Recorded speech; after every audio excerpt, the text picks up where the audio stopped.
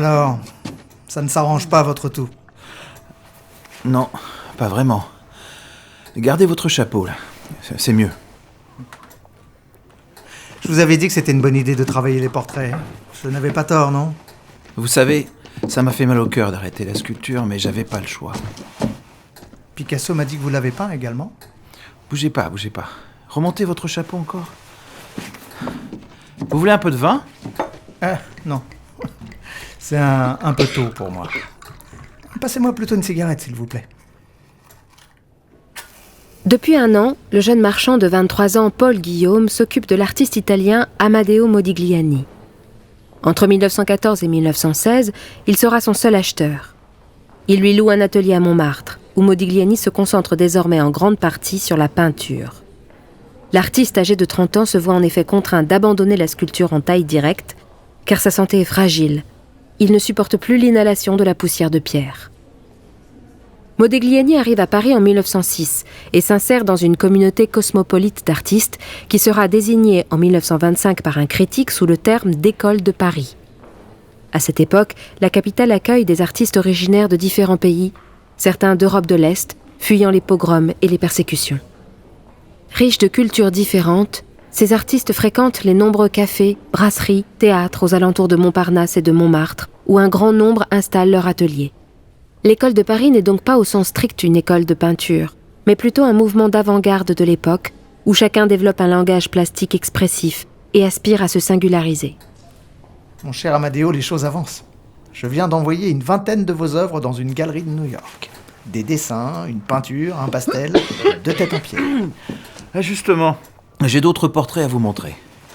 Je viens de finir celui-ci, celui d'une jeune femme. Amadeo, c'est magnifique. Même dans votre peinture, on sent la patte du sculpteur. Chez lui, les yeux apparaissent comme un élément central, souvent en forme d'amande. Ils peuvent être pleins, asymétriques ou sans pupille.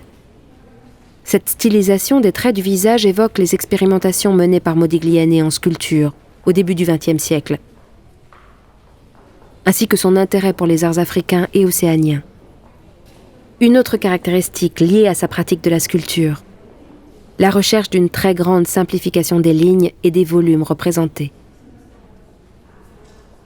Sur ce portrait, peint à l'huile sur carton, le jeune Paul Guillaume, dont le nom est inscrit à gauche en toutes lettres, apparaît une cigarette à la main, dans une pose à la fois désinvolte et pleine d'assurance. Les traits fins, la bouche entr'ouverte, les arêtes incurvées du nez à la façon cubiste et la fine moustache contrastent avec l'aspect plus géométrique de la tête et de la forme du chapeau, comme avec les lignes du col de la chemise et de la cravate. Modigliani a ajouté 2 mots en italien. Novo pilota, le nouveau pilote, qui exprime sa confiance et son admiration pour Paul Guillaume, visionnaire de l'art moderne des années 1910. Grand ami de Modigliani, le peintre Chaim Soutine travaille à Paris depuis 1911. D'origine lituanienne, le peintre adopte un style qualifié d'expressionniste, fondé sur de fortes distorsions et déformations de ses sujets, souvent travaillés en série. Soutine, qui a une personnalité tourmentée, travaille jusqu'à l'épuisement. L'un de ses modèles dira qu'il se transforme presque physiquement dans une sorte de transe. L'émotion semblait stimuler en lui le sens des couleurs, et il grommelait des mots incompréhensibles entre ses dents serrées. Son œuvre représentant un jeune pâtissier est remarquable pour la qualité de ses camaïeux de blanc, gris et vert. Elle est achetée par Paul Guillaume, qui la décrit avec enthousiasme comme un pâtissier inouï, fascinant, réel, truculent, affligé d'une oreille immense et superbe, inattendu et juste. Un chef-d'œuvre. Le marchand est l'un des premiers à reconnaître la valeur de Soutine, dont il fera acquérir de nombreuses œuvres au grand collectionneur américain Alfred Barnes. Soutine obtient alors une notoriété internationale. Le peintre néerlandais Kees van Dongen peint à son tour en 1930 un portrait de Paul Guillaume. Celui-ci arbore le ruban de la Légion d'honneur qui lui a été remise par un illustre confrère marchand d'art, Ambroise Vollard. Pour mettre en valeur le rouge du ruban honorifique, Van Dongen choisit des tonalités entre le bleu et le gris.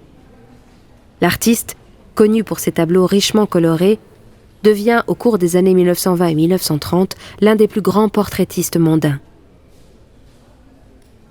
Autre figure emblématique de Montmartre, Maurice Utrillo trouve dans son quartier le sujet de nombreuses toiles. Fils de la peintre Suzanne Valadon, il a été adopté par un peintre catalan Miguel Utrillo i Molins, qu'il ne connaîtra pas. Souffrant d'un alcoolisme précoce, sa mère l'engage à se tourner vers le dessin. La maison Bernot semble réalisée à partir de cartes postales adressées par sa mère alors qu'il séjourne dans l'Ain. Il recrée les lieux arpentés durant sa jeunesse grâce à cette image et à sa mémoire précise, dans un style presque naïf et nostalgique. À quoi reconnaît-on les œuvres de l'école de Paris ? Elles proviennent d'artistes étrangers arrivés à Paris au début du siècle, l'affirmation d'un style personnel, une stylisation des formes en partie inspirée de l'art africain et océanien.